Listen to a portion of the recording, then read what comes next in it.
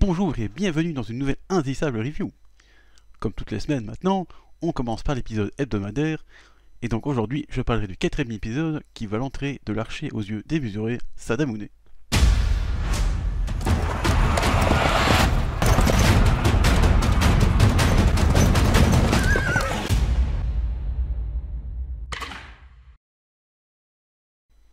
L'épisode commence étonnamment, directement, avec, comme je l'avais prédit la semaine passée, ou il y a 2 semaines, je ne sais plus, le reste du chapitre 5 qui n'avait pas été adapté et qui montrait Takoji demandant à l'empereur de donner des postes dans la cour impériale à ses subordonnés. Des subordonnés qui ont l'air tout à fait angéliques, n'est-ce pas? Du coup voilà, pas grand chose à dire là-dessus, parce que c'est très fidèle au manga, et Cloverworks n'ajoute que très peu de scènes supplémentaires. Bon, il faut avouer quand même que les yeux monstrueux de Takoji, tout aussi effrayants que dans le manga, même si la CGI est assez visible. Mais en même temps, on verra plus tard que c'est pas le pire. Ensuite, on retourne à Suha, avec ce qui n'avait pas été aussi adapté du chapitre 6. Décidément, ils ont pris des petits bouts par-ci par-là, et ils les ont mis dans cet épisode. Donc c'est la discussion entre Sadamune et Takoji, qui vient de nommer le premier comme gouverneur militaire de Suha. Ce sera le même commentaire que pour l'intro, c'est fidèle au manga, sans ajout, et Cloverworks a bien réussi à rendre Sadamune aussi inquiétant que grotesque que dans le manga. Ils ont mis un style très détaillé, qui donne aussi ainsi un aspect un peu harmonicel, comme on dit, qui est vraiment pas mal. Et donc vraiment, on voit vraiment la case du manga et la frame de l'anime, c'est pareil, franchement, c'est très bien fait. Par après, au sanctuaire Suha, on observe toute la puissance incroyable et démesurée de Tokioki, qui, dans sa grande mansuétude, épargne tout de même le pilier en paille. Cloverworks a d'ailleurs bien gardé l'esprit de la scène, avec d'abord une mise en scène sérieuse, avec une musique de suspense. On voit encore les fameux yeux de concentration qu'on a vu contre Godain, où là, bon, Godain avait perdu sa tête. Ici, pas vraiment. C'est qui ça va faire croire à un moment badass où Tokiyuki va trancher le poteau de paille d'un coup puissant. Et en fait non, parce que car Cloverworks va y mettre la comédie avec une frappe toute molle de Tokiyuki, mais alors quand je dis toute molle, c'est vraiment super molle. Le tout dessiné grossièrement comme si c'était un enfant elle avait dessiné, avec en plus un râle tout aussi mou, parfaitement déclamé par sa seiyuu Asaki Yuikawa, qui, je l'ai déjà dit certainement, fait un travail impeccable pour l'instant, franchement, c'est un pur plaisir. Bon, du coup, Cloverworks c'est un peu exagéré, parce que c'était pas aussi appuyé dans le manga. Il y a juste une petite case où, effectivement, on voit que Tokiyuki fait une frappe assez molle. Mais bon, il n'y a pas tout ce ajout de dessin d'enfants et bon, forcément de voix non plus, parce qu'il n'y a pas de voix dans un manga, c'est logique. Mais bon, ils ont gardé l'esprit du truc, l'ont un peu exagéré, mais pas trop, je trouve que ça reste bien dans l'esprit du truc, donc voilà, un petit rajout plutôt sympa. Par contre, étonnamment, Cloverworks n'a pas intégré l'explication du pourquoi Tokiyuki a tout de même pu tuer Godain, malgré sa faiblesse assez pitoyable à l'épée. D'ailleurs, c'est un peu dommage, parce que du coup, c'est une question qu'on pourrait se poser. Tiens, comment il fait une frappe aussi nulle sur un pylône de paille, alors qu'il arrivait à décapiter un adulte dans le chapitre précédent, ou dans quelques chapitres avant. C'est expliqué dans le manga, mais apparemment Cloverworks en fait l'impasse. C'est un peu dommage, mais bon, après, c'est pas non plus un drame. Mais voilà, c'est quand même un petit truc à dire. Ensuite, l'arrivée de Sadamune est aussi comme dans le manga, donc pas grand chose à dire, si ce n'est que Aoyama Yutaka, le seiyuu de Sadamune, joue le personnage à la perfection. Il lui donne une voix grave, mais aussi exubérante, quand il le faut, et c'est vraiment comme ça que j'ai imaginé la voix de ce personnage. Donc franchement, c'est grave, mais en même temps ça peut être sérieux, mais en même temps ça peut être hyper comédie, comédie un peu flippante, toi, parce que bon, avec ses gros yeux, forcément, il fait un peu flipper. Donc ouais, franchement là, encore une fois, un bon casting, en tout cas, c'est Aoyama Yutaka, que je ne connaissais pas non plus, mais j'ai vu un peu son CV, si je puis dire, et il a fait pas mal de rôles quand même, donc c'est aussi un vétéran qui rejoint l'équipe. Bon, ensuite, ça continue d'adapter le manga, sans grand ajout, donc je vais vite en parler vite fait, mais bon, les têtes ultra détaillées, exagérées de Sadamune sont super bien retranscrites. Il fait grossièrement peur, ce gouverneur.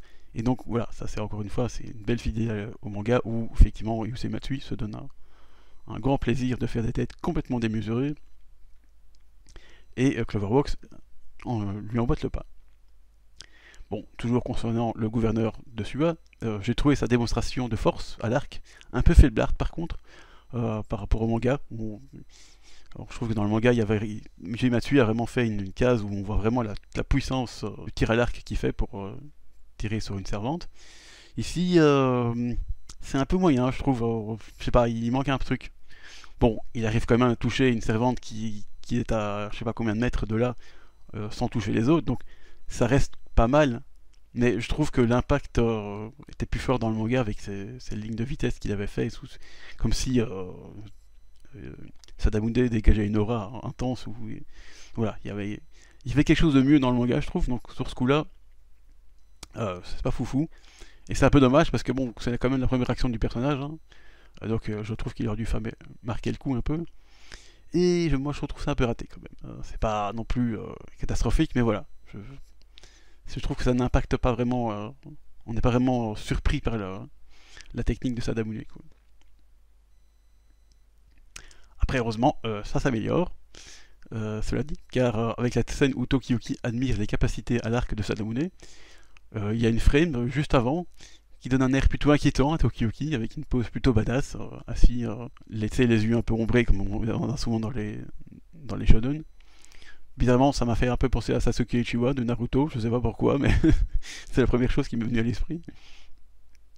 Il y a un aspect un peu Kira Zoldyck aussi, sans les yeux ombrés comme ça, donc voilà, ça fait...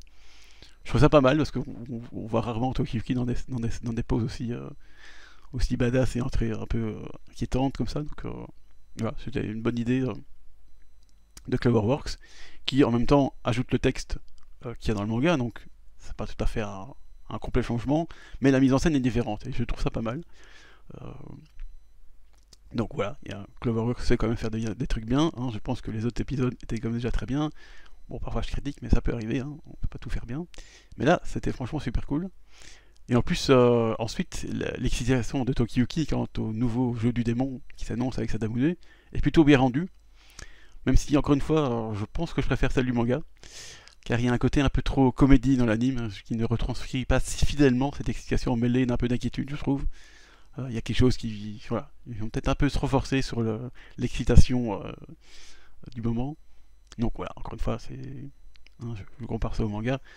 Voilà, c'est bien aussi, mais voilà, s'il y a une préférence là, je préférais le manga, je dois l'avouer.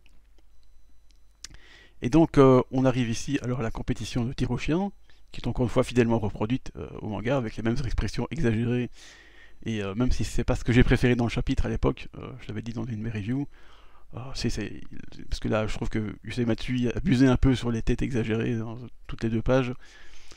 C'était pas... Je trouve ça un peu de trop, donc bon voilà. Mais au moins Cloverworks l'a fait fidèlement, et donc ça c'est bien, parce que c'est quand même une des spécificités du manga, c'est que chaque ennemi a quand même une tête bizarre, et un peu exagérée souvent. Voilà, c'est bien quand même, ils ont tout gardé, même quand Yorishige s'inquiète que le tir au chien de nos jours sera mal vu, et donc il a un peu peur de se faire cancel, le pauvre, mais voilà, je trouve que c'était bien rendu. Cela dit, Cloverworks rajoute tout de même une courte scène avec Tokiyuki à cheval et Yorishige le suivant à pied. C'est pas grand chose, mais je trouve ça sympa, et ça permet de placer les quelques déclarations de Shizuku et Ayako, avec un changement de plan régulier pour ne pas nous ennuyer, donc j'ai trouvé ça une bonne idée d'alterner les deux pour rendre le truc plutôt sympa, et en plus je trouvais ça plutôt... je sais pas si pour dire badass, mais je sais pas, je trouvais ça plutôt classe, ce Tokiyuki à cheval. Voilà, bizarrement ça m'a plu comme ça. Donc voilà, ça c'était bien. Ensuite il y a le match, hein, donc, entre Sadamune et Tokiyuki pour ce fameux tir au chien. Et du coup, s'il est fidèlement adapté du manga, hein, dans la mise en scène et tout ça, il n'y a rien à dire. Je pense qu'on arrive un peu au moment le plus... Enfin, est-ce qu'on peut dire controversé? J'en sais rien, mais j'ai déjà vu quelques réactions pas très agréables à ça, parce que Cloverworks a utilisé beaucoup de CGI dans cette partie. Et c'est pas qu'elle est ratée, je pense que j'ai vu bien pire dans certains extraits d'anime. Mais en fait, elle se démarque tellement du reste de l'épisode, hein, comparé, enfin là on voit pas la CGI, là on la voit vraiment, et c'est pas juste une frame où bon il faut faire pause pour voir la CGI, non non, tu la vois vraiment pendant tout le truc, et donc du coup voilà, c'est pas fou. C'est un peu dommage d'ailleurs parce que bon, t'as l'impression que du coup il y a une espèce de downgrade, de dégradation du truc comparé aux 3 premiers épisodes. Alors bon, j'ai pas l'impression, on verra plus tard si ça continue, mais bon, si c'est juste parce que voilà, apparemment, ce que j'ai lu, animer des chevaux en galop, c'est compliqué. C'est vrai que bon, il y a beaucoup de muscles, il y a beaucoup de trucs, donc c'est vrai que ça doit pas être facile. Donc c'est peut-être pour ça qu'ils ont employé cette CGI, mais bon, on a déjà vu de la CGI dans les premiers épisodes, qui était plutôt bien camouflée. Mais voilà, peut-être qu'en mouvement comme ça avec les chevaux, c'est plus compliqué à camoufler, donc voilà, c'est un peu dommage, mais j'espère qu'on aura un peu mieux dans les épisodes suivants. Après, ce n'est pas un moment très important ni crucial, donc que les moyens mis en œuvre soient réduits ou alors qu'ils n'ont pas eu le temps de vraiment peaufiner cette CGI, je peux comprendre, hein, c'est pas un drame. Mais voilà, je trouve ça juste dommage que cette CGI ressorte autant dans la scène et que du coup, bah voilà, ça donne un peu une espèce de cutscene de jeu vidéo pas super top. Donc voilà, comparé à ce qu'on a déjà vu dans les 3 premiers épisodes, bon, il y a quand même un trou, je dirais même un gouffre entre les deux. C'est dommage. J'espère que pour les scènes de bataille, les scènes de grosse bataille qu'il y aura plus tard, ils vont pas faire ça parce que sinon ça va pas être très joli quoi. Donc voilà, ça c'est vraiment le point noir de l'épisode, c'est cette CGI qui est très visible. Mais cela dit, mis à part cet aspect graphique qui me plaît moins, il y a tout de même de scènes plaisantes, comme quand Tokiyoki évite la première flèche de Sadamune. Le point de vue de la flèche, puis l'esquive rapide de Tokiyoki, c'est plutôt bien mis en scène. Même si de nouveau on voit la différence, on voit que c'est de la CGI, mais là je sais pas, il y a comme c'était un ralenti ou je sais pas, il y a quelque chose, on voit que c'est de la CGI, que c'est moins détaillé. Mais en même temps, je sais pas, là ça m'a pas tant choqué que ça. Donc voilà, il y a quand même moyen d'avoir des trucs un peu sympas. Même si bon, voilà, c'est parfois un peu raide, hein, mais franchement, ça me plaît bien. Il y a aussi la scène où Tokiyoki évite le Keizai Skyliner. Oui, oui, je parle bien du TGV japonais reliant l'aéroport de Narita à Tokyo. Moins cher que le Narita Express d'ailleurs. Voilà, bon, outre la rencontre entre l'ancien et le moderne, hein, qui est assez cocasse, je veux dire, la scène est assez drôle, mais en même temps superbe, je trouve. On voit qu'il y a une différence là de traitement, hein, c'est plus de la CGI très visible. Et franchement, ça donne super bien, parce que déjà c'est drôle, parce que bon, Tokiyoki d'abord évite une batte de baseball, ça va. Mais bon, par contre, éviter le Keizai Skyliner, c'est plus compliqué, parce qu'il va très vite. Hein. Donc voilà, ça c'était. C'est dans le manga, hein. Donc c'est pas une élucubration de Cloverworks. Mais bon, j'ai juste l'impression que là, Cloverworks a été sponsorisé par Keizai, parce que dans le manga, ou alors c'est moi qui n'ai pas reconnu le train à l'époque, mais j'ai l'impression que c'est juste un train à grande vitesse, c'est pas l'impression que ce soit nommé, que ce soit le Keizai Skyliner. Mais bon, après, je ne suis pas spécialiste en train, donc peut-être que j'ai raté la référence à l'époque, mais voilà. Ça n'a pas grande importance, hein, on s'en fout. C'était très marrant, c'était très drôle, et la comparaison est juste, comme dans le manga, Tokiyoki essaie d'éviter des trucs assez rapidement, et aussi on dit que beaucoup les flèches étaient moins rapides à l'époque, donc c'était plus facile d'éviter. Mais voilà, qu'est-ce que j'ai encore à dire? Eh bien, ah oui, le plan où Tokiyoki tente de s'échapper de Sadamune, qui s'est placé judicieusement dans son angle mort, est plutôt superbe aussi, parce que c'est très dynamique, avec un angle de vue surprenant, qui donne une bonne impression de vitesse. Ça j'ai beaucoup aimé, même si c'était très court, hein, il n'y avait pas grand chose, et on voit la même chose avec Sadamune, donc t'as vraiment une confrontation entre les deux, qui donne vraiment bien, ça franchement c'était vraiment cool. Et en plus, après, un miracle s'est produit. On a enfin des infos culturelles dans l'épisode qu'on n'a pas eu dans les 3 premiers épisodes, ce qui est un peu dommage, je l'avais dit. Et donc là, pour Sadamune, Cloverworks a décidé que là, on peut donner des infos culturelles, ce qui est intéressant, franchement. Parce que alors, on apprend du coup que l'école Ogasawara, donc du nom de famille Sadamune, existe toujours de nos jours, hein, donc ça fait quand même presque je dirais pas 1000 ans, mais on est quand même à presque 800 ans, je crois, quelque part par là. Je sais pas calculer, mais et c'est toujours là. C'est quand même incroyable. Hein, ça, franchement, c'est cool. Et voilà. L'épisode se termine alors sur un nouveau plan d'un Tokiyuki excité par ce jeu de tir au chien, après que Sadamune l'ait touché à la tête. Contrairement au précédent où j'étais plus mitigé, ici c'est parfait. C'est quasiment une copie de la case du manga. Et c'est donc excellent, en plus de finir en cliffhanger, comme dans le chapitre 9 du manga. Donc cette fois-ci, ils se sont arrêtés à une fin de chapitre, et ils vont pas laisser un petit bout de côté. Ça, c'est incroyable. Et dans un sens, c'est une bonne idée, comme ça finit sur un cliffhanger, et en plus, ils ont fini un chapitre. Bon, moi personnellement, ça me frustre un peu, parce que j'aurais aimé avoir toute la compétition de tir au chien dans un même épisode. Mais bon, je peux comprendre qu'effectivement, il faut quand même arrêter l'épisode à un moment qui te donne envie de regarder l'épisode suivant, donc c'est bien logique. Yusei Matsui a fait exactement la même chose dans son manga, donc bon, je ne peux pas trop me plaindre. Et donc c'est sur ce cliffhanger que se termine cette review.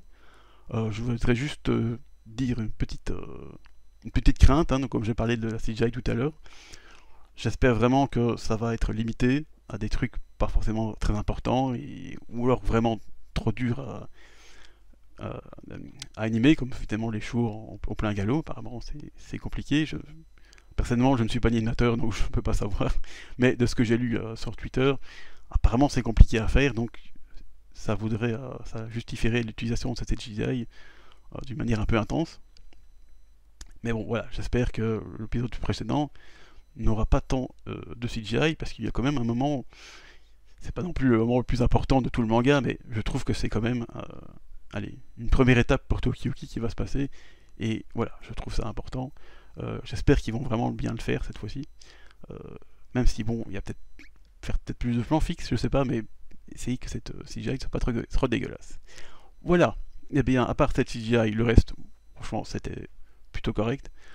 Bon, forcément, ça sera peut-être pas aussi bien que les 3 premiers, mais voilà, franchement, dans l'ensemble, ça reste tout à fait correct, et j'espère que la CGI sera un peu moins présente la semaine prochaine. Du coup, ben voilà, je vous donne rendez-vous la semaine prochaine, du coup. Ça fait beaucoup de du coup. Je vous dis donc à la semaine prochaine pour l'épisode 5, et la conclusion de cette compétition de tir au chien, et à très vite pour le chapitre 166 du manga. Au revoir.